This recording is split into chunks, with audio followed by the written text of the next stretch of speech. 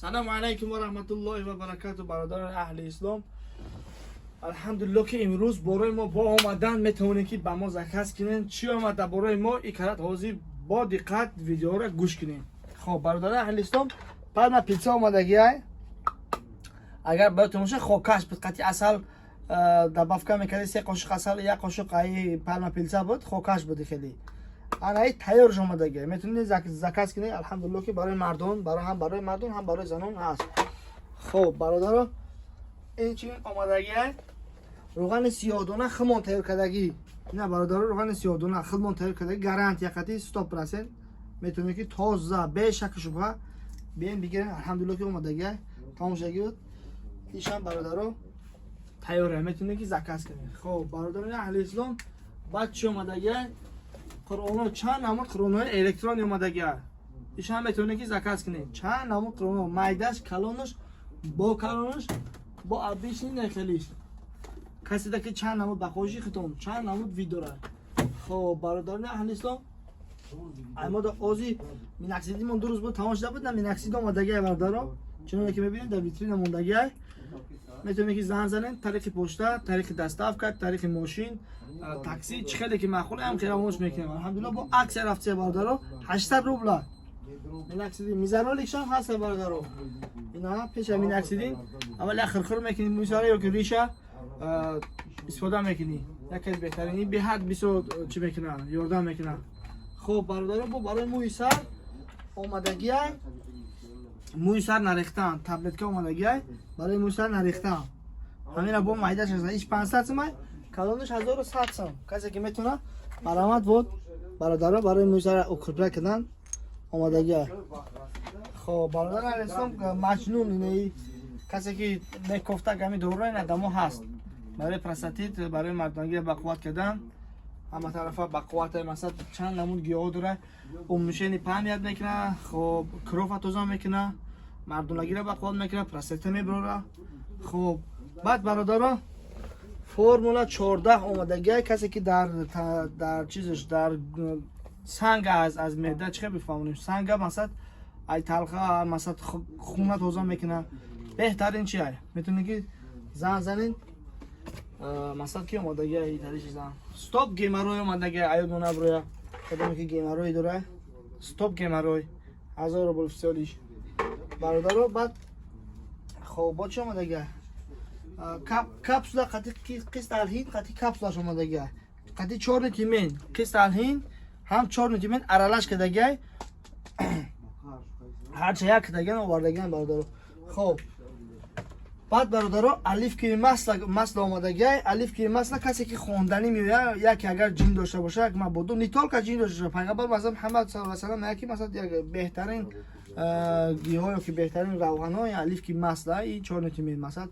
میتونین که بخرین همین برین استعمال کنین یا هم در تنتون بشکین ان شاء الله که او جینی که اگر تنت باشه در میگیره پجر میکنه جینا. خب برادرانی که کسی که گلوهاشون درد میکنه اسم داره خب برای اونا الرحیق آمدگی هست میتونه که برای اسم برای برانکولتین برای خب چنی پرستودا اسم کشل میتونه که اهمی زکات کنین ان شاء الله که دمو هست بخواست یا الله ما به شما دسترس میکنیم. با خرمای عجوه آمدگی برادران خرمای عجوه یک 7 دونه‌ش باید بخری مثلا پیغمبر اعظم محمد صلی الله علیه و آله یک مثلا این چی میکنه کالدیسوار میبره خب زشت میکنه ان شاء الله که یکی از بهترین گیاهای بهترین اومدگی. خب با چی مساج که برادر خیلی چون که میدونی که مساج که بدن حاضر هم عکس رفته سه میتونه که اسپیت کنین کمش موندگی 3000 روبل فسیالیش 3000 روبل اینا برادر مساج که بهترین چند نمون نصد که دارن الحمدلله که 5000 بودن 3000 شون کردیم بگیریم پدر و مادر دا روی کنین جانشون بدم نه برادرو مساج که بهترینه او سر سپارتی میه. خب برادرو باقی در امان خدا با قرانه پدرش نیست اینا میتونه که زکات کنه. خب با چی هست نه جای نماز هست پدرش نیست چون موزه بقوت بعد برادران حاضی همین مثلا تویستان شده بسیاری مردم میخوام مثلا چیکار بفهمونم بسیاری آدما یعنی که از سببی که بیماری پاشون مثلا پاشون بو میکنن مثلا بسیار وقت از هر تا بگه یا پتینگ خد گیر میگردن مثلا پا عرق میکنه پای بوین میشوه برای اونا را مثلا اومدگی اینا خیلی وای اومدگی دورو اومدگی یه بار میشه که یک هفته پا بگم میگن که جایی که میره رفته هم بگی دیگه به پروانه از کی میبره نه پاتمشون نه هگم چی اومدگی بچه‌ها میتونه که زکات کنه با طریق پشتا با تمام چی مثلا تاکسیقات چیزی که مخولت هم خیلی روش میکنیم از اون جونا برای تایکش هم اومدگی هم خیلی تایکش مثلا بوی نشوه یک هفته گارانتی قدی تایکش یا بر میشه که یک هفته تایکش بونا میکنه خب برادران اهل اسلام هم زنونا هست هم مردونا میتونه که زکات کنه خب برای پرستاتیت 4 تیمه قدی فیلم امانت خب سویچه داریم ما برادران هم زنانه هم مردونه هسته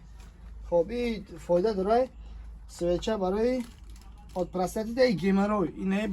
برای بچه‌هایی که پرستاتیت گیمروی دارن برای زنکایی که ملاچ اراز یک کیستی این میوم پرستاتیت گیمروی ایش برای زنانکا میتونه که دمو زن زنن انشاءالله که ما همونطور میگم بعد برادران کیست ارهین روانشان اومدگی کسی که پروسس بود نه برادر روانشان در اینجا هست میتونه که زن زنین در ما هست برای سوستاف برادر اومدگی یکی از بهترین برای سوستاف مثلا کی سوستاف کسی نمیدونه برادرم کتیفات پشتات کی جایی که در میکنه میتونه که این بگیری استفاده کنی ان شاء الله بهتر نه چون که میخواد ارادش دیگه برای درد گرفتن برای خراب کردن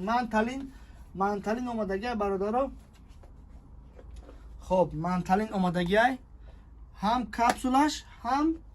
مزش برادرو این آدمو هست